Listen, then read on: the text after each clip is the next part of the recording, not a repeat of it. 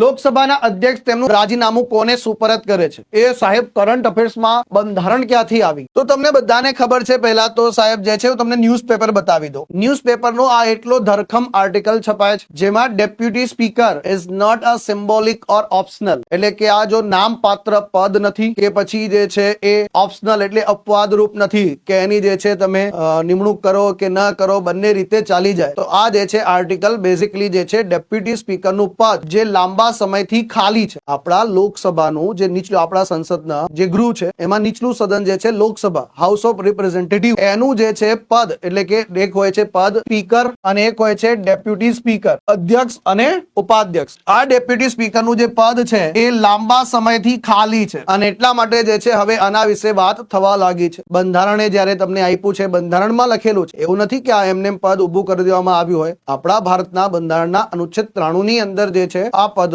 ઉલ્લેખ કરવામાં આવેલો. છતાં આ બંધારણીય પદને જે છે સાહેબ રાજકારણીઓ જે છે પોતાના સ્વાર્થ માટે જે છે આ વેકેન્ટ રાખ્યું છે. તો હવે એના વિશે જે છે ચર્ચા બની ચૂકી છે. લોકસભાના ઉપાધ્યક્ષ માત્ર સાંકેતિક પદ નથી, બંધારણ દ્વારા જરૂરી મહત્વપૂર્ણ ભૂમિકા ભજવે છે. 2019 થી લોકસભાના ઉપાધ્યક્ષનું પદ જે છે ખાલી રહ્યું છે અને ભારતીય ઇતિહાસમાં સૌથી લાંબા સમય સુધી જે છે કહી શકાય કે આ ઉપાધ્યક્ષનું પદ જે છે એ ખાલી રહ્યું છે સાહેબ આની અંદર.